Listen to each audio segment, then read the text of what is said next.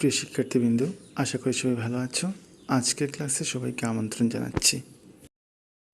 আজকের আলোচনার বিষয় অর্থনীতি প্রথম পত্র, তৃতীয় অধ্যায়, উৎপাদন, উৎপাদন ব্যয় ও আয়। উৎপাদন সাধারণ অর্থে উৎপাদন বলতে কোনো কিছু সৃষ্টি করাকে বোঝায়, কিন্তু অর্থনীতির ভাষায় মানুষ নতুন কোনো কিছু সৃষ্টি করতে পারে না। সে শুধু প্রকৃতি প্রদত্ত দ্রব্যের রূপ ও অবস্থার পরিবর্তন বা স্থানান্তরের মাধ্যমে নতুন উপযোগ সৃষ্টি করতে পারে। অর্থনীতিতে এই উপযোগ সৃষ্টি করাকেই উৎপাদন বলে অভিহিত করা হয়। অর্থাৎ এক কথায় বলতে গেলে উৎপাদন বলতে উপযোগ সৃষ্টি করাকেই বোঝানো হয়ে থাকে। যেমন বনের গাছ হতে মানুষ কাঠ তৈরি করে, আবার তা দ্বারা আসবাবপত্র নির্মাণ করে নতুন উপযোগ সৃষ্টি করে। যেমন আমরা বলতে পারি একটা গাছ হতে চেয়ার, টেবিল ইত্যাদি তৈরি হয়। এর মানে মানুষ নতুন কোনো কিছু সৃষ্টি করছে না, বরঞ্চ প্রকৃতি প্রদত্ত কোনো একটা দ্রব্যর দ্বারা সে তার রূপ পরিবর্তন করে নতুন উপযোগ সৃষ্টি করছে। এখন আমরা উপযোগের শ্রেণীবিভাগ সম্পর্কে জানব। মানুষ যে উপযোগ সৃষ্টি করতে পারে তাদেরকে নিম্নোক্ত শ্রেণীতে বিভক্ত করা যায়। 1. রূপগত উপযোগ। প্রকৃতি প্রদত্ত বস্তুর রূপ বা আকার পরিবর্তনের মাধ্যমে যে উপযোগ সৃষ্টি করা হয় তাকে রূপগত উপযোগ বলে। যেমন কাঠ হতে চেয়ার, টেবিল ইত্যাদি তৈরি করা যায়। 2.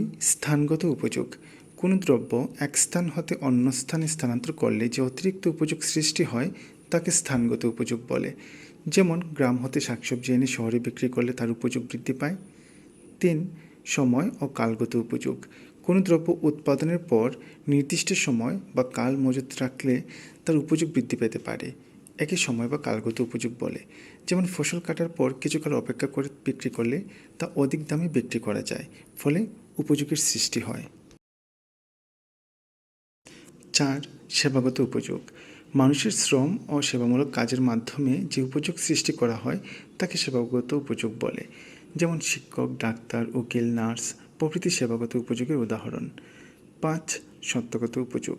পণ্যের মালিকানা বা সত্ত্ব হস্তান্তর হলে যে উপযোগ বৃদ্ধি পায় তাকে সত্ত্বগত উপযোগ বলে।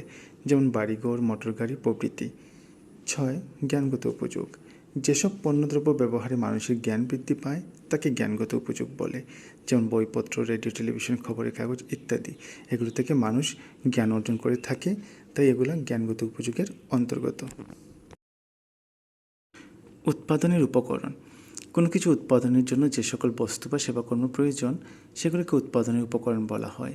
অর্থনীতিতে ব্যাপক অর্থে উৎপাদনের উপকরণ বলতে নিম্নোক্ত 4টি উপাদানকে নির্দেশ করা হয়, যথা ভূমি বা ল্যান্ড, শ্রম বা লেবার, মূলধন বা ক্যাপিটাল, সংগঠন বা অর্গানাইজেশন। এছাড়া সাম্প্রতিক সময়ে প্রযুক্তি বা টেকনোলজিকে উৎপাদনের 4টি উপকরণকে দক্ষতার সাথে অধিক উৎপাদনে সহায়তা করে বিধায় একে উৎপাদনের উপকরণ হিসেবে অনেকে চিহ্নিত করে থাকেন। এক্ষেত্রে একটি কথা বলে রাখা ভালো, মূলধনকে আমরা ক্যাপিটাল দ্বারা প্রকাশ করি, যার প্রথম অক্ষর হচ্ছে ইংরেজিতে সি, কিন্তু আমরা দেখা যায় যে মূলধনকে কে প্রতীক দ্বারা অনেক সময় প্রকাশ করে থাকি।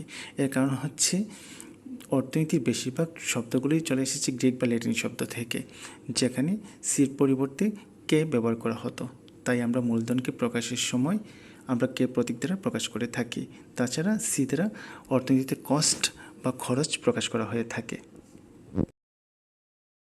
এখন আমরা উৎপাদনের উপকরণগুলো সম্পর্কে জানব। প্রথমেই ভূমি বা ল্যান্ড। সাধারণ অর্থে ভূমি বলতে পৃথিবীর উপরিভাগ বা মাটিকে বোঝানো হয়, কিন্তু অর্থনীতিতে ভূমি বলতে প্রকৃতি প্রদত্ত সেসব বস্তুকে বোঝায় যেগুলো মানুষের মালিকানা ও নিয়ন্ত্রণে এসে অর্থ উপার্জনে সহায়তা করে থাকে। সেই দৃষ্টিকোণ থেকে মাটির উর্বরা শক্তি, বৃষ্টিপাত, সূর্যালোক এসব কিছুই ভূমি। এখন আমরা দেখব ভূমির কী কী বৈশিষ্ট্য রয়েছে। এই বৈশিষ্ট্যগুলো অনেক সময় জ্ঞানমূলক প্রশ্নে অথবা এমসিকিউ প্রশ্নে চলে আসতে পারে। 1 নম্বর, ভূমি প্রকৃতির দান। আমরা জানি ভূমি হচ্ছে প্রকৃতির দান, আমরা কেউ ভূমি সৃষ্টি করতে পারি না। 2, ভূমির যোগান সীমাবদ্ধ। আমরা কিন্তু চাইলে ভূমির যোগানটা ইচ্ছেমতো বাড়াতে বা কমাতে পারবো না। ভূমি স্থানান্তরযোগ্য নয়। আমরা জানি যে ভূমিকে এক জায়গা থেকে অন্য জায়গাতে স্থানান্তর করা কোনো ক্রমেই সম্ভব নয়। তারপর হচ্ছে ভূমি একটি নিষ্ক্রিয় উপাদান। ভূমি যদি থাকে সে একা একা কোনো কিছু উৎপন্ন করতে পারে না, সেখানে অন্য কোনো কিছুর সহায়তার প্রয়োজন হয়। এই ভূমিতে আমরা ইচ্ছে করলে কোনো ঘরবাড়ি তৈরি করতে পারি অথবা কোনো ফসল ফলাতে পারি, কিন্তু সেটি সে একা একা পারবে না, সেটার জন্য সক্রিয় কোনো উপকরণের প্রয়োজন বা শ্রমের প্রয়োজন। তারপরে রয়েছে ভূমির ক্ষেত্রে ক্রমসমান উৎপাদন বিধি প্রযোজ্য। এটি আমরা এই টপিকের আলোচনার পরেই আমরা চিত্র সহকারে আলোচনা করব। তারপরে হচ্ছে ভূমির ক্ষেত্রে উর্বর শক্তির পার্থক্য ঘটে। আমরা জানি প্রত্যেকটা ভূমিতে একই রকম উর্বর শক্তি থাকে না। একটা ভূমির উর্বর শক্তি যতটুকু বেশি, অন্যটা তার থেকে বেশি বা কম হতে পারে। এখানে একটি চিত্র অঙ্কন করা হয়েছে, যে চিত্রের মাধ্যমে আমরা দেখতে পাচ্ছি ভূমির যোগান সীমাবদ্ধ, কিন্তু তার দাম কীভাবে বৃদ্ধি পায়। আমরা এখানে চিত্রে ভূমি অক্ষে ভূমির যোগান ধরেছি, লম্বকে ধরেছি আমরা দাম। দামকে এখানে প্রকাশ করা হয়েছে পি অর্থাৎ প্রাইস প্রতীক দ্বারা। ভূমির যোগান অক্ষে আমরা দেখতে পাচ্ছি কিউ মানে কোয়ান্টিটি অফ ল্যান্ড অর্থাৎ জমির বা ভূমির যোগানটা ধরা হয়েছে। এক্ষেত্রে আমরা দেখতে পাচ্ছি যে ভূমির যে যোগান সেটা এস প্রতীক দ্বারা প্রকাশ করা হয়েছে, লম্বকে সমান্তরাল করে অঙ্কন করে, অর্থাৎ সাপ্লাই অর্থাৎ ভূমির যোগানটা এখানে হচ্ছে লম্বকের সমান্তরাল। লম্বকের সমান্তরাল ভূমির যোগান এর মানে হচ্ছে এই যোগানটা আমরা ইচ্ছে করলে বাড়াতে পারবো না বা কমাতে পারবো না, এই যোগানটা এই জায়গাতেই সীমাবদ্ধ। এই ক্ষেত্রে ভূমির যোগান যদি সীমাবদ্ধ হয় তখন প্রাথমিক অবস্থায় আমরা দাম দেখতে পাচ্ছি এখানে অপি নট, বাম পাশে আমরা দেখতে পাচ্ছি দামটা হচ্ছে অপি নট। কোনো কারণে যদি এখন মানুষের কাছে জমির যোগান বা ভূমির যোগানটা বেশি প্রয়োজন মনে হয়, কিন্তু সে সেই অনুপাতে জমিটা না পায়, তখন সে বেশি দাম দিয়ে হলেও সেই ভূমিটা বা জমিটা পেতে চেষ্টা করে, তখন দামটা চলে যায় ও P1-এ। অর্থাৎ এক্ষেত্রে P0 থেকে P1 পর্যন্ত দামটা বৃদ্ধি পায়, কিন্তু জমির যে যোগানটা সেটা সীমাবদ্ধ থাকে ও Q0 পর্যন্ত। তাহলে আমরা দেখতে পাচ্ছি যে ভূমির যোগান কোনো ক্রমে বাড়ানো সম্ভব নয়। এই সীমিত যোগানের যে জমিটা আছে সেই জমিটাতেই মানুষ বিভিন্ন সময় দামটা বেশি দিয়ে আকাঙ্ক্ষিত পরিমাণ পেতে চেষ্টা করে থাকে। সে কারণে বলা হয়ে থাকে ভূমির যোগান সীমাবদ্ধ কিন্তু দাম স্থির নয়। এখানে আরেকটি চিত্র অঙ্কন করা হয়েছে। আমরা দেখতে পাচ্ছি যেখানে ভূমি অক্ষে এলকে অর্থাৎ লেবার এবং ক্যাপিটাল শ্রম এবং মূলধন ধরা হয়েছে এবং লম্ব অক্ষে ধরা হয়েছে উৎপাদন কিউ ফর কোয়ান্টিটি। এক্ষেত্রে আমরা দেখতে পাচ্ছি যে এই চিত্রের নামটা হচ্ছে ক্রমসমান প্রান্তিক উৎপাদন বিধি। অর্থাৎ উৎপাদন ক্ষেত্রে শ্রম এবং মূলধনের মধ্যে একটিকে যদি স্থির রাখা হয় উপকরণ এবং অপর উপকরণটি যদি বাড়ানো হয় তাহলে উৎপাদনটা কী অনুপাতে বৃদ্ধি পায় সেটি এই চিত্রের মাধ্যমে দেখানো হয়েছে। আমরা চিত্রে দেখতে পাচ্ছি শ্রম যখন OL1 পরিমাণ তখন উৎপাদনের পরিমাণ হচ্ছে OQ1, কিন্তু শ্রম যখন যথাক্রমে L2, L3, L4 হয়েছে তখন উৎপাদনের পরিমাণ প্রথমেই একটু বেশি বেড়েছে, যেমন Q1 থেকে Q2, কিন্তু তারপরে উৎপাদনের পরিমাণ বেড়েছে কিন্তু কম বেড়েছে। তারপরে আবার আমরা দেখতে পাচ্ছি Q3 থেকে Q4 উৎপাদনের পরিমাণটা বৃদ্ধি পেয়েছে কিন্তু আগের থেকে কম পরিমাণে। অর্থাৎ আমরা দেখতে পাচ্ছি এখানে উপকরণ যে হারে বাড়ানো হচ্ছে অর্থাৎ শ্রমকে যে হারে বাড়ানো হচ্ছে উৎপাদন কিন্তু সে হারে বাড়ছে না, উৎপাদন তার চেয়ে কম হারে বাড়ছে। এই যে উপকরণ নিয়োগের তুলনায় উৎপাদনের বৃদ্ধিটা কম হারে, এটাকেই বলা হয় ক্রমহ্রাসমান উৎপাদন বিধি। আর ভূমির ক্ষেত্রে এটি প্রযোজ্য হয়ে থাকে, কারণ ভূমিতে যতই কোনো একটা উপকরণ বৃদ্ধি করা হোক না কেন মোট উৎপাদন বাড়লেও তা ক্রমহ্রাসমান হারে বাড়ে, তাই বলা হয় ভূমির ক্ষেত্রে ক্রমহ্রাসমান উৎপাদন বিধিটা প্রযোজ্য হয়ে থাকে।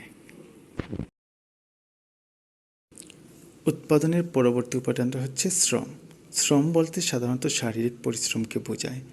অর্থনীতিতে উৎপাদন বা আয় উপার্জনের কাজে নিয়োজিত শারীরিক ও মানসিক সব ধরনের পরিশ্রমকে শ্রম বলা হয়। কিন্তু যদি কোনো পরিশ্রম করা হয় এবং তা হতে কোনো অর্থপ্রাপ্তি ঘটে না তবে কিন্তু তাকে শ্রম বলা যাবে না। শ্রমের ক্ষেত্রে বেশ কিছু বৈশিষ্ট্য রয়েছে, যেমন শ্রম উৎপাদনের জীবন্ত উপকরণ। যেহেতু একজন শ্রমিক পরিশ্রমটা প্রদান করে থাকে তাই আমরা বলতে পারি শ্রম হচ্ছে উৎপাদনের একটি জীবন্ত উপকরণ। শ্রম ও শ্রমিক পরস্পর অবিচ্ছেদ্য উপাদান। আমরা জানি শ্রমিকই শ্রম প্রদান করে থাকে, তাহলে তাদেরকে দুজনের কাছ থেকে দুজনকে বিচ্ছেদ করা সম্ভব নয়। তারপরে রয়েছে অধিক মজুরি হারের সাথে শ্রমের যোগানের বিপরীত সম্পর্ক বিদ্যমান। একজন শ্রমিক যখন একটা নির্দিষ্ট মজুরিতে পরিশ্রম প্রদান করে যদি দেখে পরবর্তীতে তার মজুরি বাড়ছে এবং বেশি বাড়ছে তখন সে কম শ্রম প্রদান করতে পছন্দ করে, কারণ তখন সে তার তুলনায় পরিশ্রমের তুলনায় সে আরাম করতে অধিক পছন্দ করে থাকে। যেমন রাজু একজন শ্রমিক, সে 100 টাকা মজুরিতে দৈনিক 8 ঘন্টা পরিশ্রম করে থাকে।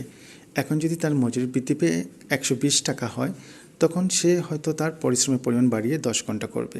কিন্তু যদি তার মজুরি পরিমাণটা 200 টাকাতে পৌঁছে যায়, তখন সে চিন্তা করবে যে তার মজুরিটা এখন যথেষ্ট বেড়ে গেছে, এখন তার একটু বিশ্রামের প্রয়োজন, তার পরিবারকে সময় দেওয়ার প্রয়োজন, এবং সে মনে করবে সে যতটুকু মজুরি পাচ্ছে ততটুকু তার জন্য যথেষ্ট। তখন দেখা যাবে সে 10 ঘন্টা না, 8 ঘন্টা না, তখন সে 6 ঘন্টা কাজ করছে।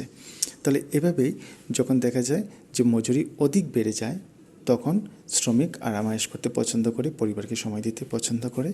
তাই মজুরির হারের সাথে শ্রমের যোগানের একটি বিপরীত সম্পর্ক দেখা দেয়। অর্থাৎ যখন মজুরির হারটা অধিক হবে, তখন শ্রমের যোগানটা কম হবে। সেই কারণে যখন এই থিওরি থেকে কোনো একটা যোগান রেখা অঙ্কন করা হয়, তখন দেখা যায় শ্রমের সেই যোগান রেখাটা পশ্চাৎগামী হয়, অর্থাৎ পেছনের দিকে বেঁকে যায়। এটা আমরা অন্য কোনো অধ্যায়ে, সংশ্লিষ্ট অধ্যায়ে আলোচনার সময় আমরা চিত্র সহকারে দেখব। শ্রম হচ্ছে ক্ষণস্থায়ী, যা সঞ্চয় করা যায় না। আমরা জানি শ্রমকে সঞ্চয় করে রাখা যায় না। শ্রম যখন করা হয় তখনই সেটা করার পর তা শেষ হয়ে যায়, সেখানে এটি হচ্ছে ক্ষণস্থায়ী। শ্রম হচ্ছে গতিশীল উপকরণ। আমরা জানি শ্রম হচ্ছে একটি গতিশীল উপকরণ। তারপর হচ্ছে শ্রম হচ্ছে একটি সক্রিয় উপকরণ। যেহেতু একজন শ্রমিক শ্রমটা প্রদান করে থাকে, সেহেতু শ্রমিক যেহেতু সক্রিয়, শ্রমও একটি সক্রিয় উপকরণ হিসেবে বিবেচিত হয়ে থাকে। উৎপাদনের তৃতীয় উপকরণ হচ্ছে মূলধন। সাধারণত মূলধন বলতে টাকা পয়সা বা ব্যবসায় নিয়োজিত অর্থকে বোঝায়, কিন্তু অর্থনীতিতে মূলধন বলতে মানুষের শ্রমের দ্বারা যে জিনিসটি উৎপাদিত হয়ে পুনরায় অধিকতর উৎপাদন কাজে ব্যবহৃত হয় তাকে বোঝায়। অর্থাৎ যে জিনিসটা উৎপাদন করা হবে তা ভোগে লাগবে না, ভোগে না লেগে পুনরায় অধিকতর উৎপাদনের কাজে ব্যবহৃত হবে। যেমন কৃষকদের বীজদান, যা পরবর্তী বছর অধিকতর উৎপাদন কাজে ব্যবহৃত হয়। অর্থাৎ কৃষকরা তাদের সেই বীজদানটা ভোগ না করে তারা রেখে দেয় পরবর্তী বছর, যাতে অধিকতর উৎপাদন করা যায় সেজন্য। তাই এটি মূলধন হিসেবে বিবেচিত হয়ে থাকে। মূলধনের বেশ কিছু বৈশিষ্ট্য রয়েছে, যেমন মূলধন উৎপাদনশীল। মূলধন যেহেতু অধিকতর উৎপাদনের কাজে ব্যবহার করা হয়ে থাকে, তাহলে আমরা বুঝতেই পারছি যে মূলধন হচ্ছে একটি উৎপাদনশীল উপকরণ। তারপর হচ্ছে মূলধন অতীত শ্রমের ফল। আমরা যদি অতীতে কোনো পরিশ্রম করে থাকি, তবে তার দ্বারা যে উৎপাদিত হবে তাই পরবর্তীতে অধিকতর উৎপাদনে আমরা ব্যবহার করতে পারছি। তার মানে হচ্ছে মূলধনটা হচ্ছে আমাদের অতীতেরই কোনো একটা শ্রমের ফল। তাছাড়া মূলধন হচ্ছে সঞ্চয়ের ফল। আমরা যদি মূলধনটাকে ভোগ করেই ফেলতাম, তাহলে আমরা এটার অধিকতর উৎপাদনের কাজে ব্যবহার করতে পারতাম না। তাই আমরা বলতে পারি মূলধন হচ্ছে সঞ্চয়ের ফল। তারপরে রয়েছে মূলধনের উৎপাদন খরচ বিদ্যমান।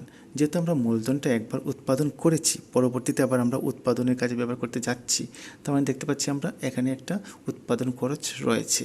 তাই বলা যায় মূলধনের ক্ষেত্রে উৎপাদন খরচ বিদ্যমান। মূলধন সমজাতীয় নয়। মূলধন সমজাতীয় হয় না। যেমন কেউ হয়তো এই বীজদানটাকে মূলধন হিসেবে ব্যবহার করেছে, আবার কেউ হয়তো নগদ অর্থকে ব্যবহার করতে পারে, আবার অন্য কেউ অন্য কোনো একটা বস্তুকে বা দ্রব্যকে ব্যবহার করতে পারে। অর্থাৎ মূলধনটা সমজাতীয় নয়, প্রত্যেকের মূলধনের মধ্যে পার্থক্য থাকতেই পারে। তারপরে রয়েছে মূলধন ক্ষণস্থায়ী। আমরা জানি এই যে মূলধন, এটাকে দীর্ঘ সময়ের জন্য রাখা যায় না, এটি হচ্ছে একটি ক্ষণস্থায়ী উপাদান। উৎপাদনের পরবর্তী উপকরণটি হচ্ছে সংগঠন বা অর্গানাইজেশন।